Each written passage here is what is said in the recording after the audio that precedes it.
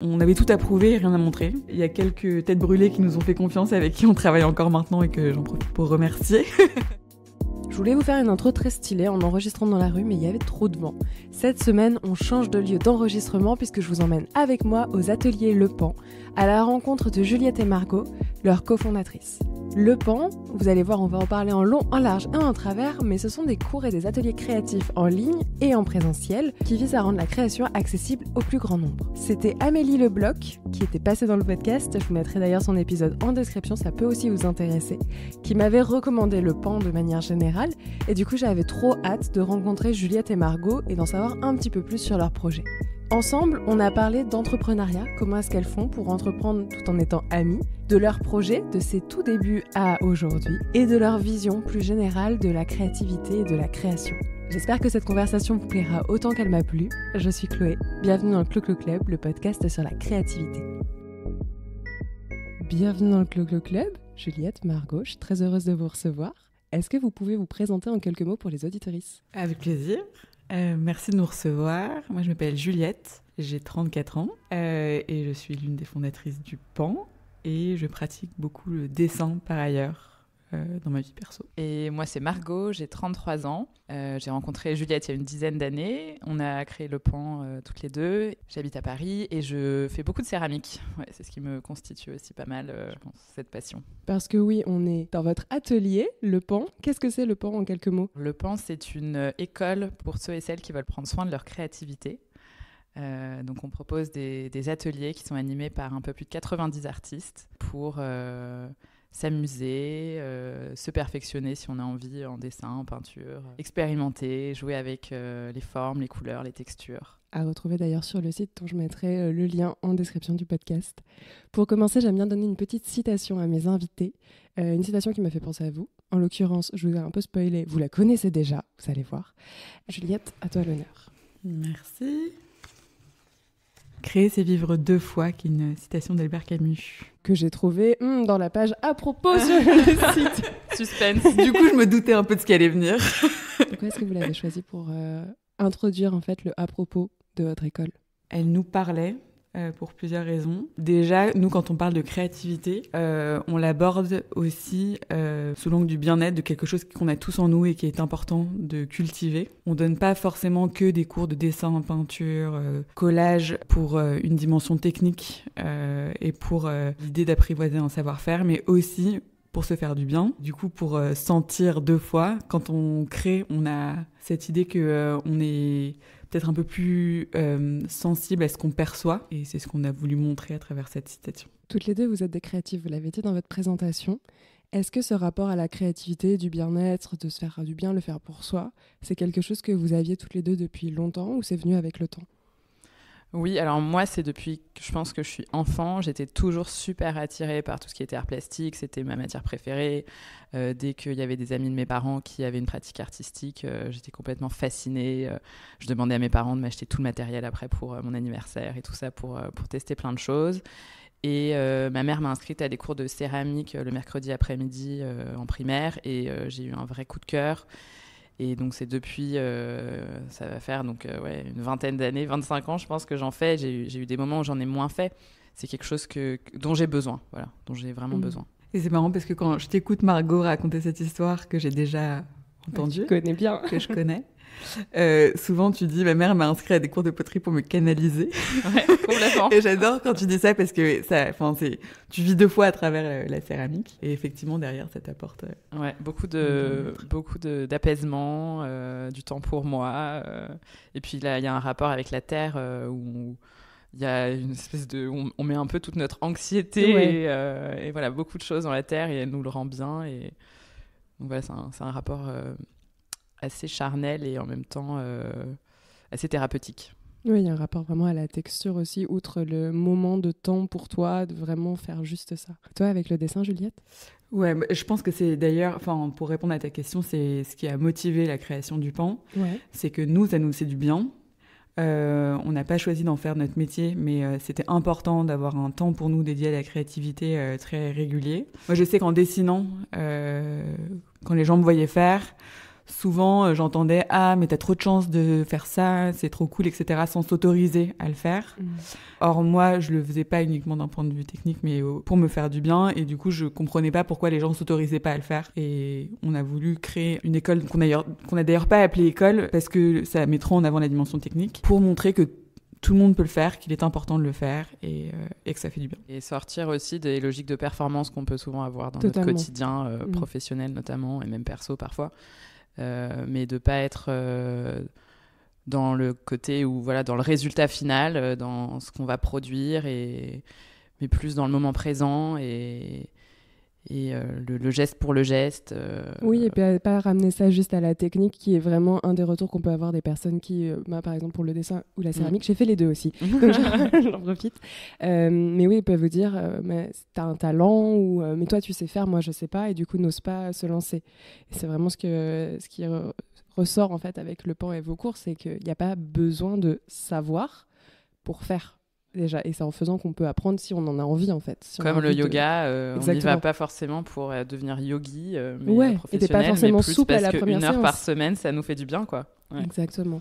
Mais Margot, notamment quand tu as parlé de ton rapport à la céramique, tu as mis le doigt sur un aspect qui me semble assez important, par lequel personnellement je suis passée, qui est cette tendance à lâcher à un moment, notamment dans l'adolescence, mais lâcher la pratique créative. Parce qu'on se juge soi-même, parce que les autres nous jugent, parce qu'il y a un moment où en fait il y a une petite voix qui rentre en jeu et qui dit ouais, ce que tu fais c'est pas ouf, ou non mais de toute façon j'ai pas d'idée, j'ai la page blanche. C'est ce qui m'est arrivé en tout cas avec la poterie au bout d'un certain temps. Je me demandais, vous, c'est quoi votre conseil pour les personnes qui se retrouvent dans cette situation ? On a tous un cours là-dessus avec une artiste qui s'appelle Raphaël Anfray qui a expérimenté un gros blocage dans sa vie d'artiste, qui a quasiment pas peint ni dessiné pendant un an. Et elle, la manière dont elle s'y est remise, c'est avec un carnet de croquis. Et en essayant de dessiner un peu chaque jour, même si ça lui coûtait, et de se remettre petit à petit dans l'entrain, quoi, sans attente, mais juste esquisser des choses, et petit à petit ça revient. Et aussi, je pense, accepter qu'il y ait des moments sans, quoi. Ça fait partie du processus. Et comment est-ce que vous avez concilié votre travail avec la créativité ? Parce qu'aujourd'hui, c'est au cœur de votre activité entrepreneuriale, mais est-ce que c'était le cas déjà avant de vous lancer, de créer le pan ? Moi, c'est marrant parce qu'il y a eu évidemment des moments où j'ai pas fait. Au lycée, j'ai hésité à m'orienter vers une carrière artistique, prépa, art, etc. Et finalement, je l'ai pas fait à cause d'une certaine pression sociale. Si t'es bonne en classe, tu vas faire une prépa, mais une prépa commerce. Oui, parce que si tu vas dans un métier artistique, en plus, tu vas avoir du mal à gagner ta vie, il n'y a pas trop de débouchés, c'est flou. Ouais, donc il y a aussi beaucoup de préjugés là-dessus. Quand je suis allée en prépa, j'ai complètement arrêté de dessiner. Je m'y suis mise un peu quand on était en école, et encore on avait plein de temps et je me suis pas du tout, je l'ai fait un tout petit peu, j'ai eu du mal mais je l'ai fait un tout petit peu, et c'est vraiment en commençant ma vie professionnelle que j'ai décidé de m'inscrire à un cours de dessin, de le faire régulièrement, de prendre ce temps-là, etc. Et plus j'en faisais, plus j'avais envie de le faire, et plus je me rendais compte à quel point c'était important. Et comment est-ce que tu as trouvé ce cours de dessin ? Ça fait partie aussi de pourquoi est-ce qu'on a créé le pan comme ça. On m'avait recommandé les cours de la mairie de Paris, qui sont pour certains des très bons cours, mais pour lesquels il faut s'inscrire très en avance, et pour lesquels on n'a pas forcément beaucoup d'infos sur la personne qui va nous guider pendant un an. C'est des cours qui sont assez subventionnés, donc c'est pratique quand on a envie de s'y remettre, mais c'est quand même un engagement à l'année sur des cours de 2h30 par semaine. Donc quand on est juste curieux, c'est quand même compliqué de se dire ok, je vais commencer direct par ça. Je trouvais que les descriptifs de tous les cours se ressemblaient. J'avais fait la démarche d'aller aux portes ouvertes pour parler aux artistes, pour comprendre comment est-ce qu'ils allaient m'accompagner, etc. Parce que pour moi c'était important de savoir quelle était la personnalité de la personne, quel était aussi son travail, etc. Et donc quand on a voulu créer le pan, on s'est dit nous on aimerait bien proposer quelque chose de flexible pour que les gens puissent tester, presque un peu par hasard. Les premiers cours qu'on a organisés au PAN, c'était des drink and roll, donc des apéros de dessin de modèles vivants, et des gens qui arrivaient, qui savaient même pas qu'ils allaient dessiner. Donc c'était presque un événement plus social, et ça rendait le truc sympa parce que du coup, les gens avaient pas tout ce côté est-ce que je suis pertinent, est-ce que je suis légitime pour aller à ce... C'est moins académique en fait. Voilà, ils invitaient leurs copains sans leur dire qu'ils allaient faire du dessin. On va boire un verre et dessiner. Donc on s'était dit, il faut de la flexibilité, il faut des formats qui montrent que c'est ouvert à tout le monde, que c'est un moment sympa qu'on prend entre potes ou pour soi. Voilà, donc ça a été aussi assez déterminant dans le cheminement qu'on a fait pour créer le pan. Et vous vous êtes rencontrées toutes les deux à l'école ? Ouais, en école de commerce. Okay. Et toi, Margot, t'as fait quoi après ces études-là ? Et après ces études-là, j'ai travaillé dans le conseil, donc 5-6 ans de conseil en stratégie digitale. Non, c'était créatif dans le sens où il fallait avoir des idées, etc. Mais effectivement, rien à voir avec ce qu'on fait aujourd'hui, même si ça nous a un petit peu servi quand même au début sur la conception, on va dire, tout ce qui est, regarder ce qui se fait...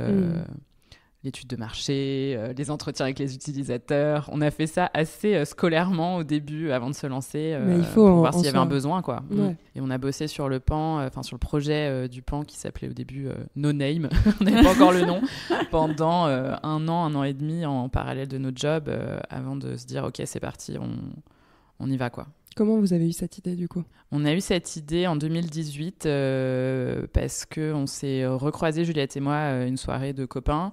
Et je crois que je lui disais que j'avais déménagé et que je ne trouvais pas d'atelier de céramique à côté de chez moi qui soit un peu comme je l'avais rêvé, c'est-à-dire flexible, chaleureux, accessible en termes de prix. C'était en 2018, donc il n'y avait pas encore tout ce qu'on a aujourd'hui sur la céramique. Il y a eu énormément d'ateliers qui ont ouvert maintenant qui sont géniaux. Et Juliette me disait, pareil pour le dessin et la peinture, donc elle en faisait avec les ateliers de la ville de Paris, mais effectivement il manquait cette offre-là, on trouvait, en plus du fait qu'il manquait une offre pour les gens qui n'avaient pas de pratique et qui se sentaient un petit peu effrayés à l'idée de passer la porte d'un atelier. Et donc on s'est dit, c'est marrant que ça n'existe pas, reparlons-en demain avec un peu moins de vin blanc dans le nez.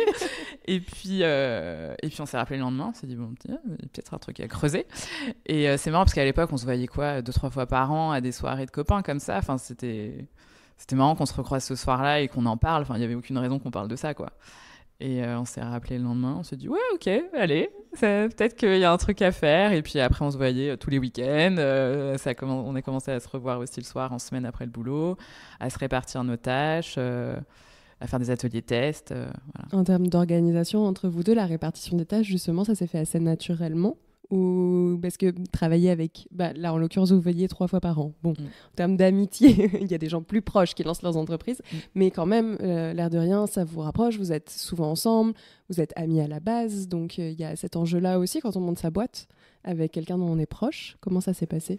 En fait, au départ, comme on avait toutes les deux un job, c'était plutôt qui était dispo quand. Et on n'avait pas vraiment d'organisation spécifique.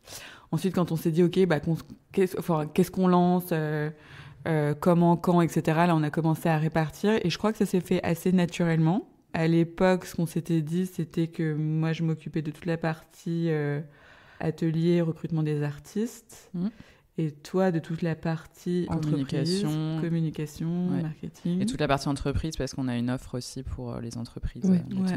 Ensuite, petit à petit, il y a plein de choses qui se sont ajoutées, etc. Je me souviens que le site, par exemple, c'était moi qui le gérais au début. Donc, toute notre plateforme, parce qu'on a des cours en ligne, donc on a une plateforme qui n'est pas juste un site vitrine, mais qui doit supporter tout ça. Et c'était moi qui m'en occupais. Et puis Juliette voyait que je peinais un peu. Je souffrais de m'occuper de ça. Et puis il y avait les refontes à faire avec une agence, etc. Et puis elle me dit, mais moi j'adorerais faire ça. Je dis, ah bon, mais est-ce qu'on peut alors en reparler ?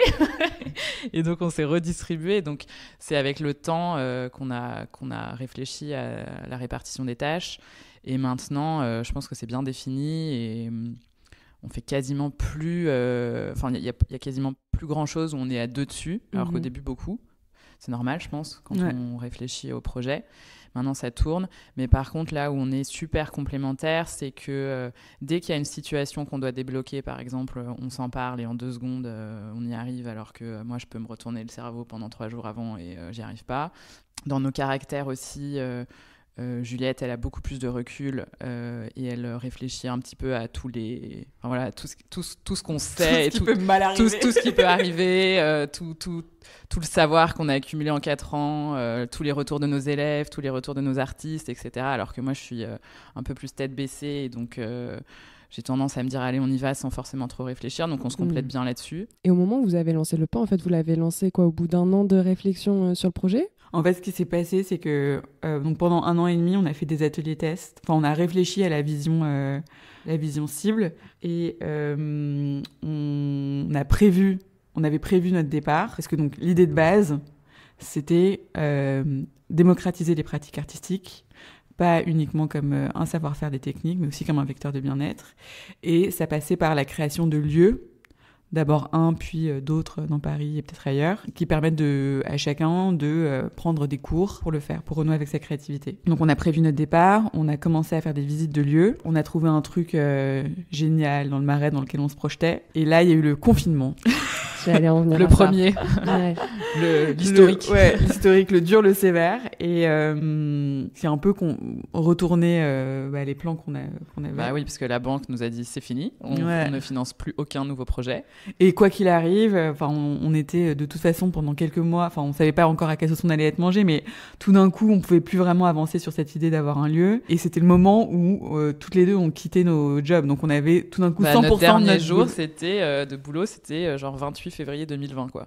Oui, donc 1er mars, on était à plein temps, on était trop contentes, et 16 mars, on était confinés. Voilà. Donc on s'est lancé en bricolant un peu avec les moyens du bord dans des ateliers en ligne. Toujours avec cette démarche de faire en sorte, de proposer quelque chose de flexible, tout le monde est le bienvenu, démocratisé, etc. Mais c'est vrai que c'est assez paradoxal en fait comme timing de lancement, puisque d'un côté, tout ce qui était événementiel en présentiel, effectivement en physique, ça saute. Et en même temps, c'est le moment où tout le monde a renoué avec sa créativité. Exactement. Tu parlais tout à l'heure du fait que la céramique c'était revenu à la mode, parce qu'en réalité, il y a aussi ça. C'est vraiment, il y a eu des mouvements, des grosses tendances, pas que juste pour le bien-être, mais aussi des gens qui ont capitalisé dessus et surfé sur cette mouvance générale. Pareil pour le dessin. En fait, tout le monde s'est remis à faire des trucs. Et d'ailleurs, c'est un petit peu resté post-Covid. Vous, comment est-ce que vous avez pris finalement cette vague ? Donc, avec les cours en ligne, en visio déjà, pour commencer, pour tâter un peu le terrain et vous adapter aussi aux conditions. Et ensuite, ça s'est passé comment ? Et en fait, on s'est lancé. Donc en plus, on n'était pas ensemble avec Juliette, on était à distance. On s'est lancé avec les artistes qui voulaient bien sur des cours sur Zoom. Je sais pas, le premier, on devait avoir 5 élèves, quoi. Et puis en fait, bouche à oreille, d'une semaine sur l'autre, on est passé à 50, 100, 150. Enfin, c'était un truc de fou. Les gens avaient vachement besoin, je pense, pendant cette période, de se détendre. Et on a eu pas mal de relais dans la presse qui nous ont aidés aussi parce que c'était nouveau, que ça n'existait pas, que ça permettait de pallier au fait qu'on n'avait plus accès à rien pendant cette période. Et puis en fait, quand il y a eu les déconfinements, nos élèves nous ont dit « mais vous allez continuer ?» Et en fait, ils nous ont dit « bah ouais, en fait, moi, déjà, il y en avait qui avaient pris l'habitude de ça et à qui ça convenait. » Même s'ils habitaient dans des grandes villes et qu'ils avaient accès aux ateliers à côté de chez eux. Et puis, il y avait tous ceux qui n'avaient pas accès à des ateliers à côté de chez eux, qui avaient découvert qu'ils pouvaient suivre le mardi un cours d'aquarelle avec tel artiste, le samedi matin un cours de collage avec tel artiste et qui voulaient continuer. Et on a eu aussi ça nous a beaucoup ému aussi, des gens qui nous disaient moi je ne peux pas me déplacer pour des raisons de handicap par exemple, ou bien j'entends pas bien, j'ai besoin de sous-titres, ce genre de choses. Et en fait, cette offre-là leur convient parfaitement. Et donc, de fil en aiguille, on a continué. Et puis, c'est encore une offre qu'on a aujourd'hui, en fait. Donc, cette offre-là, elle est née d'un contexte tragique qui était la Covid, et qu'on a encore aujourd'hui avec un cours en live par semaine qui est ensuite en replay. Qui est un vrai point, parce qu'effectivement, depuis tout à l'heure, donc, on parle de Paris, parce qu'on s'y trouve actuellement et que vous avez un des ateliers qui est ici. Mais c'est vrai que dès que tu sors des grandes villes, en fait, pour trouver des cours, pour avoir un accès, c'est très limité. Il n'y a pas énormément de choix sur les techniques peut-être, sur les professeurs. Là, vous proposez en fait une approche quand même assez variée pour des personnes qui n'y ont pas accès physiquement pour plein de raisons, comme tu l'as souligné juste avant. Exactement. Et des Français à l'étranger qui nous suivaient aussi, et qui nous suivent encore. Et d'un point de vue aussi un peu psychologique, on se rendait compte qu'il y avait des gens qui avaient peur de passer la porte d'un atelier, peur de se comparer aussi aux autres. C'est ça, ouais. Et qui, là, pouvaient le faire tranquillou chez eux, en pantoufles, sans avoir de compte à rendre à personne. et à qui ça a pu mettre le pied à l'étrier. D'un point de vue prix aussi, c'est beaucoup plus démocratique. Beaucoup plus abordable. Ouais, exactement. Ouais. Donc voilà, il y avait plein d'avantages qu'on n'avait pas du tout prévus à l'avance, qui nous ont poussés à développer cette offre-là, et sur laquelle on s'est concentré quand même pendant pas mal de temps, parce que déjà les choses sont revenues à la normale assez tard, et aussi parce que ça plaisait. Comment vous avez trouvé les profs ? Alors, ça a été difficile. Ouais. Notamment, donc, j'avais parlé à une artiste avant le confinement. Et c'est ce qui nous a permis de faire quelques ateliers pendant le confinement, parce qu'à distance, c'était difficile de contacter les gens. Moi, j'en ai fait aussi certains. Des ateliers de modèles vivants en ligne que je continue à faire régulièrement. Et ensuite, donc, une fois qu'on s'est dit, OK, le confinement sévère est passé, on va contacter... on veut créer une offre où chaque artiste est mis en avant, chaque artiste dévoile son processus créatif pendant un ou plusieurs ateliers d'1h30. J'ai commencé à contacter des gens sur Instagram. Le réflexe aussi, c'était d'aller voir dans des écoles d'art pour voir qui était partant pour nous suivre. Ce qui est vrai, c'est qu'au début, on n'avait pas grand-chose aussi à montrer, donc c'était assez, c'était pas très clair pour eux. Puis on venait pas du milieu du tout, quoi. Ouais. Ça a été un frein ? Oui, parce qu'on n'avait rien à montrer, rien à prouver. Enfin, on avait tout à prouver, rien à montrer. Il y a quelques têtes brûlées qui nous ont fait confiance, avec qui on travaille encore maintenant et que j'en profite pour remercier. Petit à petit, en fait, on avait, comme tous les ateliers étaient diffusés en live et ensuite disponibles en replay, petit à petit, on avait une banque d'ateliers à montrer. On a un peu cadré les choses aussi. Au départ, on pensait se déplacer dans les ateliers d'artistes. On s'est vite rendu compte qu'apporter tout notre matos de captation, s'assurer que la connexion soit bonne, etc. Bon, c'était impossible en se déplaçant. Donc, on a créé un studio. On s'occupait de toute la partie un peu logistique, technique qui pouvait faire un peu peur. On a créé ce format sous forme d'un échange où l'artiste, il a pas d'élève en face de lui, donc c'est un peu perturbant, mais il discute avec moi en l'occurrence pour c'est un échange autour de ce qu'il va faire. Ouais, parce que j'allais dire, même pour montrer techniquement ou faire des exercices, etc., c'est un exercice totalement différent de le faire dans une salle avec des gens et là en visio, quoi. Mais l'avantage, c'est qu'il y a ce système de caméra qui est au-dessus du plan de travail qui fait qu'on voit super bien le geste de l'artiste, en fait, que tu vois pas forcément pendant 1h30 pendant un cours en présentiel, quoi. Donc là, tu plonges vraiment... dans l'univers de l'artiste, son geste, tu vois ça de très près. Et pédagogiquement, c'est intéressant parce que dans un cours en présentiel, ce qui va te faire avancer, c'est les retours personnalisés que l'artiste va pouvoir faire sur ce que tu fais. Là, en ligne, les gens se posent souvent la question, mais est-ce que vraiment je vais réussir à apprendre ? Et oui, mais juste de manière différente, parce qu'on te montre un pas à pas que tu suis, et on te montre aussi des manières de te corriger. Donc, tu vas apprendre de manière un peu plus autonome, mais tu apprends tout autant. Et du coup, c'est deux approches qui sont hyper complémentaires et dans lesquelles on croit encore, et c'est pour ça qu'on continue à faire cette offre en ligne. Oui, en fonction, tu te reconnais pas forcément dans l'une de ces deux approches, tu sais quel cours choisir, quoi. Puis pareil pour la mise à disposition du matériel, je suppose, quand on est en visio, c'est son propre matériel. Bon, ça peut jouer aussi sur le rendu, alors qu'ici, vous avez... là, vous n'avez pas l'image, mais moi je l'ai actuellement. Il y a du matériel absolument partout à dispo, et c'est vrai que c'est un vrai plus, quoi. Complètement, ouais. Vous avez combien de profs aujourd'hui qui travaillent avec le PAN ? Plus de 90, je pense. Après, c'est des interventions qui sont parfois ponctuelles, notamment pour les ateliers en ligne. C'était le cas parce que on fait un atelier autour du processus créatif de cet artiste, mais c'est pour ça qu'on travaille avec beaucoup d'artistes. Et aussi, par rapport à ce que je disais sur les ateliers de la ville de Paris, souvent... Quand on s'inscrit à un atelier classique, on s'inscrit à un atelier de dessin ou à un atelier de peinture ou à un atelier de collage. Nous, on s'inscrit à un atelier, à un échange avec un artiste qui travaille de cette manière-là. Ses sujets de prédilection sont ceux-ci et on va vraiment insister sur toute sa démarche à lui. Qui permet aussi de découvrir le travail de cet artiste en amont et se dire est-ce que j'ai envie de tester son cours ou pas, parce que j'ai un coup de cœur ou non. Ouais. Et en fait, il y a autant de manières d'apprendre l'aquarelle que d'artistes qui pratiquent l'aquarelle. Ouais. Il y a évidemment des fondamentaux et on propose des cours autour des fondamentaux de chaque technique, etc. parce que c'est important parfois d'être dans quelque chose d'assez cadré. Mais en tout cas, il y a une richesse qui est liée à la démarche créative de chacun et qu'on essaie de mettre beaucoup en avant. Et c'est aussi pour ça qu'on qu'on travaille avec plein d'intervenants différents. Oui, et puis en ligne, du coup, je vous invite à regarder le site, mais effectivement, on retrouve donc des cours de dessin, des cours de peinture, avec à chaque fois plein de techniques différentes, plein de profs différents, plein de formats de cours différents aussi. Et tu le disais rapidement, mais il y a du collage, il y a de la poésie. En fait, vous avez aussi un petit peu plus ouvert. À quand la céramique ?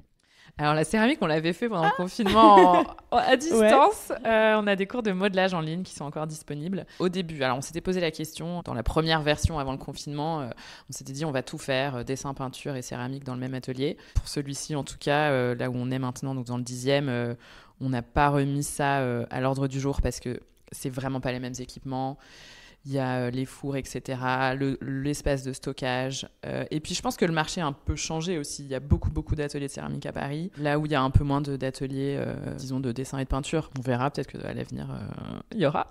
Et du coup, vous avez un atelier à Paris. Vous avez aussi un atelier à Lyon. Alors, c'est pas un atelier à Lyon. On a la chance d'avoir une ancienne élève qui s'appelle Isabelle Colas, qui a déménagé à Lyon. Et qui nous a dit, je crois que c'était il y a 2 ans, vous savez les filles, si vous voulez qu'on lance des ateliers là-bas, moi je serais super heureuse de faire la coordination, etc. Parce que Lyon, il y a vraiment, enfin voilà, il y a vraiment un public pour ça. Et donc elle coordonne les ateliers là-bas et elle en anime aussi certains. Et on a des partenariats avec des lieux là-bas. Donc on n'a pas notre lieu en propre, mais on travaille avec des bars à cocktails par exemple où on fait les drink and draw. Et l'idée c'est de développer ça dans d'autres villes ? C'est une question ouais, c'est une piste. En fait, c'est aussi pour la petite histoire. Donc on a fait les ateliers en ligne qu'on a développé pendant pas mal de temps à Paris. Ensuite, on a aussi fonctionné sur ce système d'itinérance à Paris pour faire nos premiers ateliers en présentiel. Et là, on est installé dans ce lieu depuis juin, donc c'est en fait assez récent. C'était un peu notre rêve initial avec lequel on a renoué. On est hyper excités de pouvoir accueillir des gens chez nous, de voir un lieu à notre image, etc.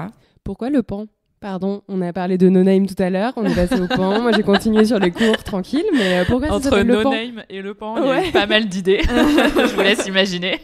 À un moment, on a réouvert la bouteille de vin blanc parce qu'on n'y arrivait plus, quoi. On n'avait plus d'inspiration. Mais pourquoi le Pan ? En fait, on a effectivement testé plein de choses et puis à un moment, on a fait la liste des animaux, il faut se le dire. On a éliminé canard et puis on est passé à Pan. Et à Pan, on s'est dit, on adore la sonorité déjà. Il y a cette histoire de roue, quand le Pan fait la roue, tout son plumage, qui représente pour nous un peu la diversité des pratiques artistiques qu'on peut avoir au Pan, avec les œillets qui peuvent représenter aussi les arts visuels. Et puis... on aime bien dire que quand nos élèves ressortent de nos cours, ils sont fiers comme des pans. Ce qui arrive très souvent, ils sont hyper fiers de ce qu'ils ont fait. C'est vrai qu'il y a toujours cette petite appréhension. Il y a tellement de gens qui arrivent en disant « mais moi, je sais pas faire », qui ont besoin de s'excuser d'être ici, parce qu'il y a vraiment un truc... c'est peut-être très français. De mettre autant de pression sur la créativité. Ouais, de se dire c'est un truc d'artiste, moi je suis pas légitime pour le faire, etc. Au dernier cours, il y a une élève qui a dit « moi je suis niveau -2 en dessin ».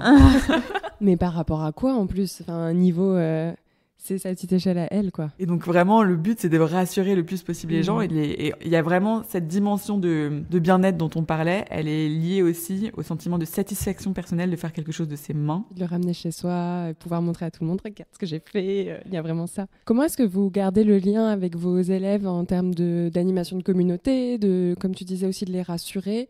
C'est quoi un petit peu les liens que vous avez réussi à créer avec eux et comment ça se passe ? Est-ce que vous avez des gens qui reviennent du coup de façon hyper récurrente, des profils très différents à chaque fois ? On a des élèves qui sont là depuis le début, c'est assez dingue. Ouais. Et donc eux, alors surtout elles, en fait, il y a beaucoup de femmes quand même dans nos cours, mais je pense que c'est le cas de la plupart des ateliers d'art plastique. C'est assez incroyable le lien qu'on a avec elles parce qu'elles ont suivi notre développement, elles nous ont encouragés. On les a réunies quelques fois pour avoir leur retour aussi parce que quand on faisait les cours en ligne, c'était difficile. Enfin voilà, on les voyait pas quoi. Donc on les réunissait soit en vidéo si elles n'étaient pas à Paris, soit on faisait aussi des petits cafés à Paris pour leur demander ok où est-ce qu'on va maintenant, qu'est-ce qui vous fait envie. On les interrogeait là-dessus et puis là notre journée porte ouverte. Quand on a ouvert ici, il y a une élève, Aurélie, qui est venue et qui est venue avec un carton à dessin, qu'il a ouvert et qui nous a montré tout ce qu'elle avait fait avec nous depuis 4 ans. C'est génial. Et la progression qu'il y avait eu et le fait qu'elle ait trouvé son style surtout. Enfin, elle a dit, c'est bon, en fait, j'ai compris ce que j'aime, quoi. Et c'est assez agréable de les voir éclore dans leur créativité. Il y en a aussi qui se sont lancés à temps plein en tant qu'artistes. Et il y en a même qui sont devenus, par exemple, Laure Rollin, elle a commencé les cours en ligne avec nous pendant le confinement. Je pense qu'elle avait déjà une pratique avant, mais elle en a fait beaucoup avec nous. Et maintenant, elle est artiste à temps plein. Et elle va animer des cours avec nous. Collage et poésie, c'est un atelier qu'elle a créé et qu'elle anime là dans les prochaines semaines ici. Donc voilà, la boucle est bouclée, quoi. C'est génial d'avoir pu aussi aider des gens comme ça. Enfin, la satisfaction, elle est partagée, quoi. C'est pas que pour vos élèves, c'est pour vous aussi, je suppose, de voir tout ça. Et c'est marrant parce que oui, il y a encore plein de gens qui nous suivent plutôt que à distance, qu'on n'a encore jamais rencontrés en vrai, mais avec qui on échange souvent sur Instagram. Enfin, à la fin de chaque atelier, on leur propose de nous partager ce qu'ils ont fait et on les diffuse pendant l'atelier.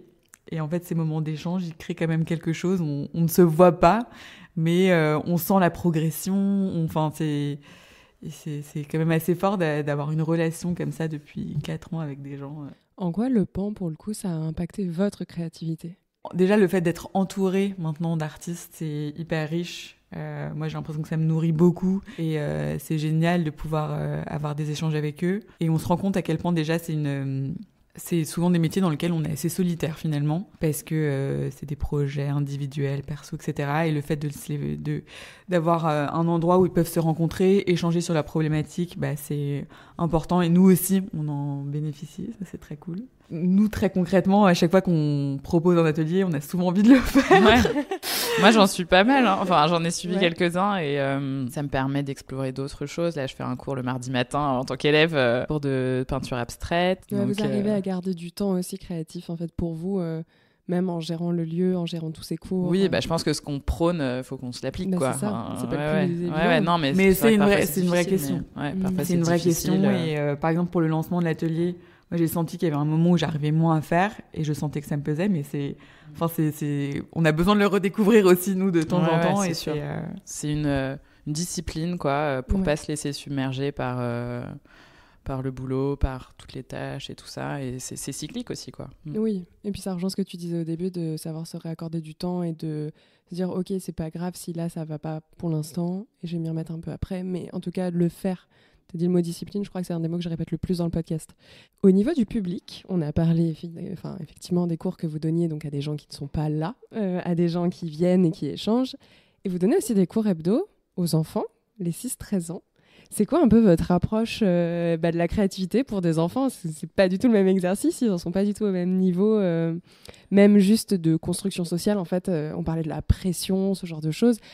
Chez les enfants, le rapport il est un peu plus spontané, mais vous couvrez quand même les 6-13 ans et entre ces deux âges, il se passe plein de choses. Ouais, c'est génial, les cours pour enfants. On a commencé là depuis septembre, en fait. C'est assez récent, les cours pour enfants. On avait fait quelques cours enfants en ligne qui sont encore dispo en replay parce que pendant le confinement et même après, les gens nous demandaient des ateliers pour les enfants. Mais on n'avait jamais eu d'atelier vraiment en présentiel pour les enfants. Et là, maintenant, on les accueille tous les mercredis et moi, j'adore parce que alors donc c'est Saskia Bertrand qui est une artiste qui anime ses cours pour les enfants parce qu'elle adore ça. Et nous, on est à côté, on entend et oh là là, déjà c'est trop mignon. Et puis en plus, ils sont pas bridés encore dans leur créativité et ça c'est génial. Donc ça part dans tous les sens. Chacun a quand même déjà son caractère et son style, quoi. Et on a les 6-9 et les 10-13 après. Et alors, moi, je trouve que autant les 6-9 sont assez libres.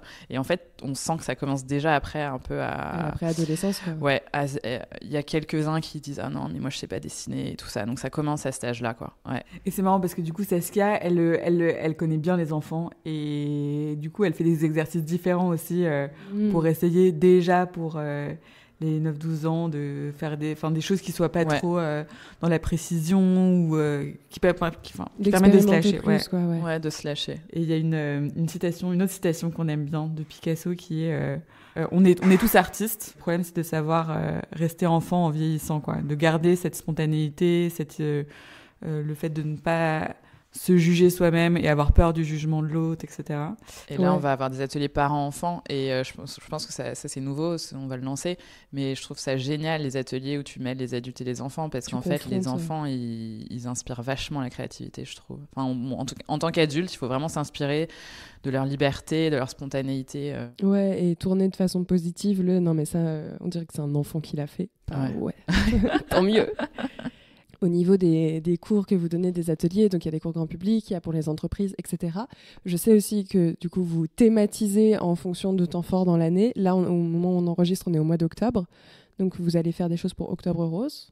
Oui, tout à fait. Chaque année, on reverse une partie, enfin tous les bénéfices d'un atelier à une association qui s'appelle Rose Up, qui accompagne les femmes atteintes de cancer.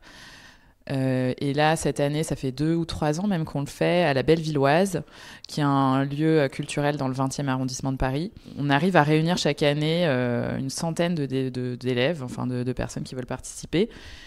C'est du dessin de modèles vivants, donc c'est notre format Drink and Draw. Et on a la chance d'avoir un énorme espace à la Bellevilloise, parce que c'est une très grande salle, notamment de concert.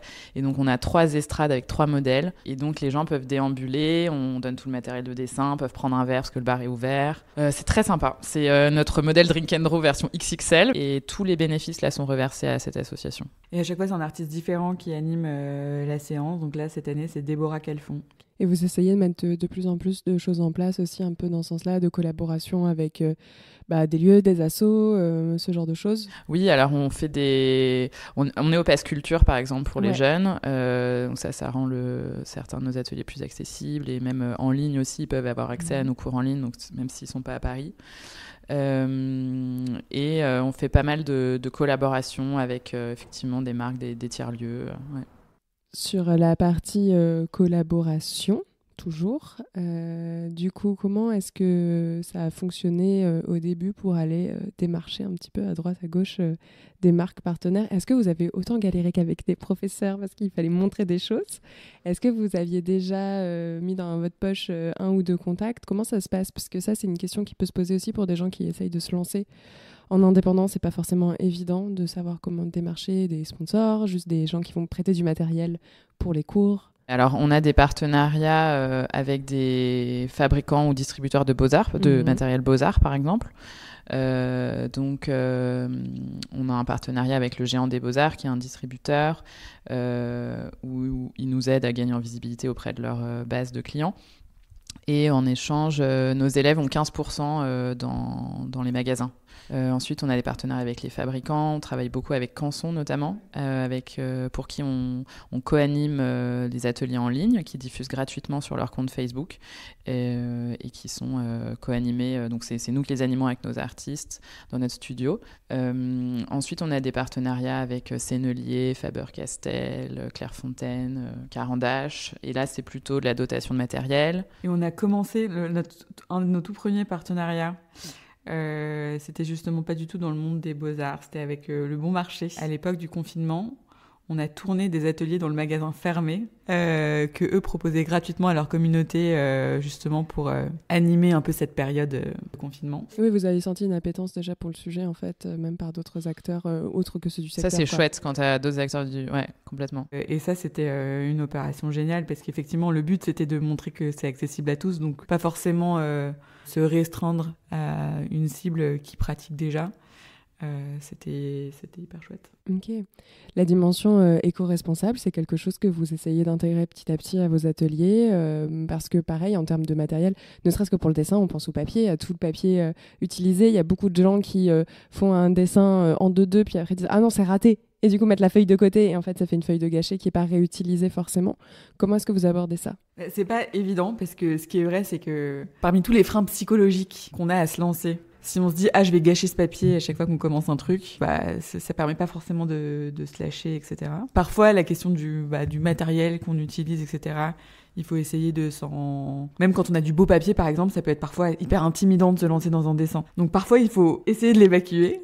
Et parfois, au contraire, c'est trop bien d'avoir des artistes qui ont une démarche artistique qui viennent recycler. Je trouve que dans la démarche des artistes avec qui on travaille, souvent, les artistes, ils sont quand même très conscients de la manière dont ils vont utiliser leur matériel, parce que souvent c'est du matériel de qualité et en plus ça coûte cher. Ça coûte cher, etc. Ils vont réutiliser beaucoup, ne pas mettre au rebut. Enfin, je sais pas, pour un atelier collage par exemple, on va découper dans des magazines et il y a plein de papiers qui sont les restes qu'on va pas utiliser et paf, on va en faire un cadre. Dans l'idée de vouloir réutiliser, ça donne lieu à des nouvelles créations qui peuvent être hyper intéressantes. Je me souviens aussi de Magali Cazot, qui est une artiste qui travaille à l'encre, avec qui on a fait pas mal d'ateliers et qui disait « Moi, je jette pas mes mes croûtes, comme on dit. Enfin, ce que je trouve pas bien sur le moment. Et parfois, je vais venir les retravailler. Je vais faire une superposition à l'encre. L'encre, c'est une technique qui utilise beaucoup les temps de séchage. Et en fait, parfois, quand on re-regarde quelque chose sur lequel on n'avait pas mis la main depuis un certain temps, ça donne lieu à une nouvelle création. Faut se laisser aller à la surprise, à la sérendipité aussi. Donner une deuxième vie aussi. Ouais, exactement. Pour revenir un peu à la citation du début. J'ai une toute dernière question pour vous, un peu plus en mode portrait chinois. Vous avez beaucoup parlé de vos apéros dessins. Je trouve que le concept, il est trop chouette. Ce serait quoi pour vous, genre vraiment là, sans aucune contrainte, votre atelier idéal? Je pense qu'on l'a déjà fait. Faut juste le choisir, quoi. Non, mais je suis arrivée ce matin à l'atelier. On avait un atelier autour des fruits et légumes de saison hier à l'aquarelle. Et Margot avait installé l'espace comme un espèce de grand banquet. Et il y a un truc auquel on pense depuis longtemps, c'est de l'idée d'organiser un repas et que tout le monde doive dessiner sur son set de table, sa nappe, etc. Et je sais pas si c'est l'atelier idéal. Franchement, il n'y a pas d'atelier idéal. Ce qui est sympa, c'est la richesse de tout ce qu'on peut faire, etc. Mais en tout cas, ce truc-là, d'inviter les gens à dîner et de les forcer, on aime bien les trucs un peu surprenants aussi.